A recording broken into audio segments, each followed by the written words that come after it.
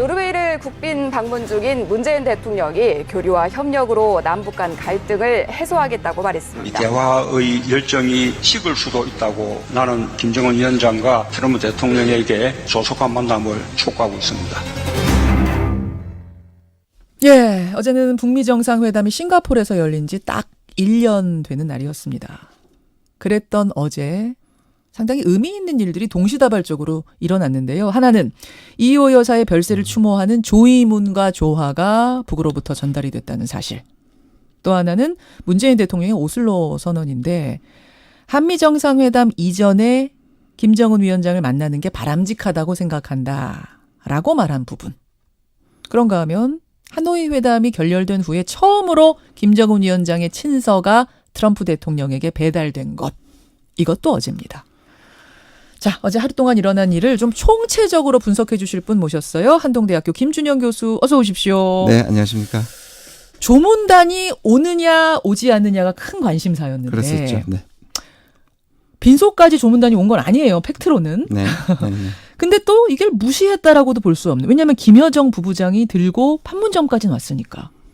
어떻게 보세요? 굉장히 계산된 행동이죠. 그렇죠. 제가 지난번에 여기 왔을 때가 바로 그 단거리 미사일이지 않습니까? 맞습니다. 그것도 딱 회색지대거든요. 그 분명히 이제 유엔 제재 위반이지만 그러나 유엔이 추가 제재를 하지 않고 전체 판은 깨지 않죠. 왜냐하면 중장거리가 아니기 때문에. 그렇죠. 지금도 보면 그냥 만약에 조이문과 그 조화를 보냈다면 굉장히 무례한 것이고 특히 2000년 당시에 이 평화의 문을 열었던 정상회담을 생각하면 예. 이 의미를 이제 북한이 찬 것이 되는 거죠. 그렇죠. 근데 만약에 조문단이 그러면 서울에 오게 되면 예, 2009년에 김대중 대통령 서거하셨을 때처럼 오게 되면 예. 끝나고 협상을 해야 되잖아요. 뭔가 해야죠. 해야 되죠. 독대를 해야죠. 그러니까 그건 안 하겠다는 지금 이제 한국에게 계속 불만, 미국에게 트럼프를 제외하고는 지금 비판을 하고 있는 상황에서 북한이 먼저 기싸움에서 나와서 얘기를 하면 예. 뭔가를 제시해야 되는 입장이잖아요. 6월 4일 날 북한 외무성에서 예. 성명을 했어요. 6월 12일 1주년인데 8일이나 일찍을 했습니다. 뭐라고? 그러니까 11일쯤 하든지 12일 날 해야 되잖아요. 왜 4일 날 했을까요? 왜 그랬죠? 반응을 기다리는 겁니다. 먼저 던져놓고 그때가 미국의 헌법을 바꾸라였거든요. 아하, 예. 그러니까 공은 미국한테 가 있다는 건 얘기고 예. 지금은 북한이 움직일 때가 아니고 미국이 움직여야 될 때인데 만약에 북한이 지금 와가지고 예.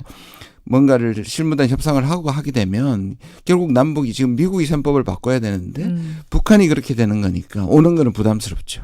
아주 절묘한 지점까지만 지금 딱 온 거군요. 그러니까 네, 우리가 맞습니다. 서운하지 않을 정도 하지만 예의는 갖추고 이게 뭐 연애로 따진다면은 그러니까 뭔가 마음에 들지 않는다는 건 아니지만 마음을 다 내주지는 않는 그렇죠. 그 정도 선까지만 딱. 예, 예의도 예의고요. 근데 이제 너무 과장하는 것도 문제지만 말씀하신 것처럼 어제 일어났던 일들이 다 긍정적이긴 합니다. 그렇죠. 판이 살아있던 걸 얘기를 하고 예. 그다음에 6.12 정신 그러니까 북한이 지금 강조하는 싱가포르에서의 새로운 관계를 하자고 했던 그런 것들에 대해서 다 확인을 했기 때문에 예. 거기에다도 친서까지 이제 그렇죠. 트럼프 대통령이 얘기를 했기 때문에 그러니까 뭔가 물밑에서 이제 뭔가 끌어오르기 시작했는데 이걸 과대 해석하는 거는 좀 문제가 있어요. 왜냐하면 제가 아는 바에 있어서는 예. 북한이 몸은 추스렸지만 아직까지 뭔가 입장을 개진하고 준비하는 건 아니고요. 아직도 화가 굉장히 많이 남아있는 상황이에요. 하노이에서 그렇게 된 후로 네. 아직도 몸추스리는 단계. 네. 그리고 아직 화가 많이 나 있습니다. 화나 있는 단계인 건 맞아요. 네. 다만 그냥 어제 세 가지 시그널을 볼 때 그래도 좀 꿈틀꿈틀 좋은 방향으로 네. 살아나는 정도. 네, 그렇습니다. 하나하나 일단 볼게요. 네네. 일단 조문단은 그런 의미였다. 그럼 15분 동안 정의용 국가안보실장하고 유족 대표로 나온 박지원 의원하고 대화했잖아요. 김여정 부부장이. 지금 대화 내용은 비공개인데 네. 별 얘기는 안 했을 거라고 보세요? 예, 뭐 15분인데요. 예, 덕담하고 인사하고 조임은 뭐 얘기하고 예. 그렇게 얘기했다면 그렇게 아마 얘기할 시간은 없었을 거라고 보고요. 아까 말씀드린 것처럼 내려온 목적이 또 거기서 만난 목적이 그렇다 보면 우리가 바라는 어떤 의미 있는 얘기는 아마 안 나왔을 거라고 생각이 듭니다. 자, 이제 그게 하나 있었습니다. 그리고 나서 불과 2시간 후에 노르웨이 오슬로에서는 문재인 대통령의 연설이 있었죠. 아마 비핵화 구상이 뭔가 대단한 게 나올 거다. 베를린 구상에 이어지는 제2의 베를린 구상이 나오지 않겠냐 이런 얘기들 기대들 뭐 예상들이 많았는데 생각보다 큰 내용은 없었던 것 같아요. 제가 뭐 끝나고 나서 예상을 했다는 말이 좀 우스운데요. 저는 그렇게 크게 나올 수 있는 상황은 아니라고 생각을 했습니다. 그러셨어요? 왜냐하면 지금 구체적인 얘기를 하거나 예를 들자면 북한이 뭔가를 손을 내밀 수 있는 게 베를린 선언 때는 2017년 때는 그 전에 북한에 대한 흡수 통일 문제라든지 예. 그다음에 평창이라든지 구체적인 것을 요구할 수 있는 상황이었고 그래서 긴장을 푸는 의미에서 북한이 미사일을 쏘더라도 평화에 대한 얘기를 할 수 있었는데 예.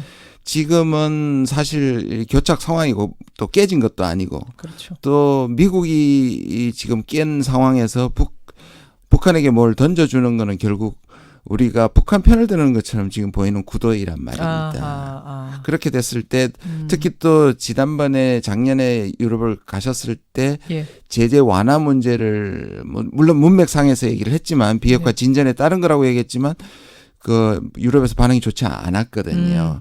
그렇다면 딱이 내놓을 수 있는 게 없다. 그랬으면 정신을 살려간다. 결국 이제 트럼프 대통령이나 그다음 김정은 위원장이나 그다음 우리 문 대통령도 보면 전체 판을 살리는 평화의 정신이라든지 이런 부분에 대한 강조 예상을 할 수 있을까? 원론적인 얘기만. 예.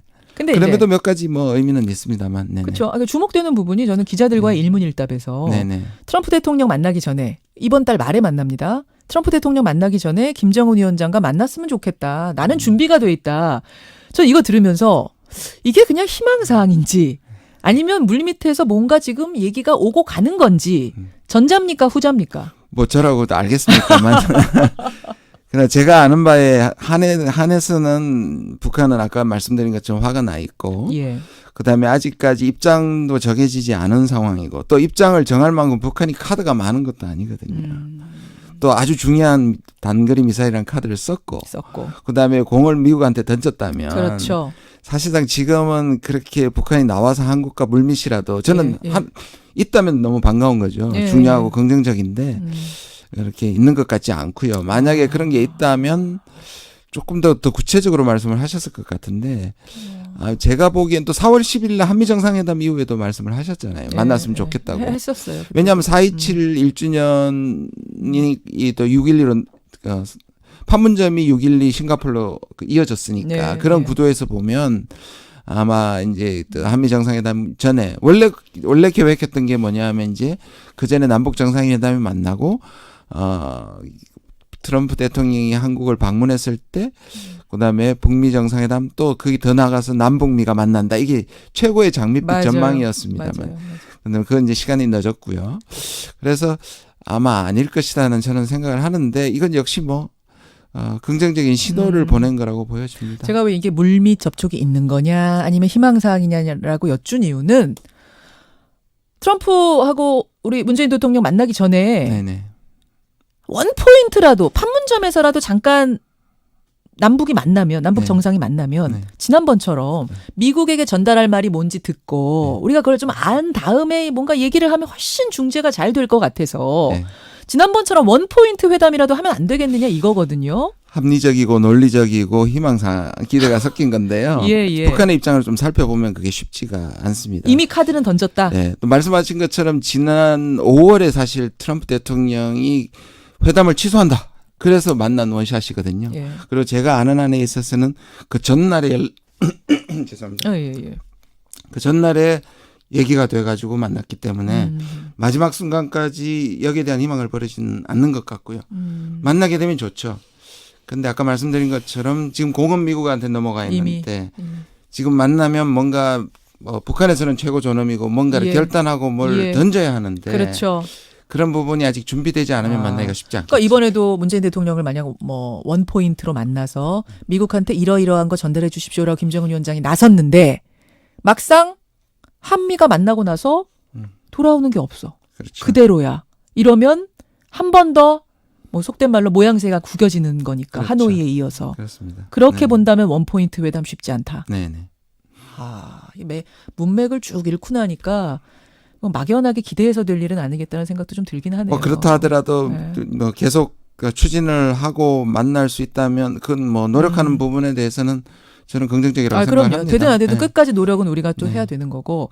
그럼 트럼프 친서. 네. 이제 어제 마지막 이벤트가 이제 트럼프 친서였단 말입니다. 네네. 아무래도 시간 순서는 앞이었지만 매우 개인적이고 매우 따뜻하며 매우 멋진 친서를 받았다고 트럼프가 자랑을 했어요. 네. 근데 내용은 얘기 안 했어요. 일단 왜 보냈으며. 뭐 몇 주 안에 알 수도 있고 100년이 걸릴 수도 있다는 얘기를 또 아침에 한 것 같은데요. 뭐 트럼프의 가장 뭐 전형적인 스타일이기도 한데요. 자, 이것도 좋은 신호죠. 트럼프는 또 신호죠. 일관되게 관계는 좋다, 신뢰는 뭐 없어지지 않았다고 얘기를 했는데 예. 과연 그러면 이게 또 게임 체인저냐, 뭐 만나기로 한 거냐. 사실 오늘 또 뭐 그 자기는 바쁘지 않다고 얘기를 했고요. 예, 예. 또 제가 아는 한에 있어서 이게 지금 작년 상황하고 굉장히 비슷한데요.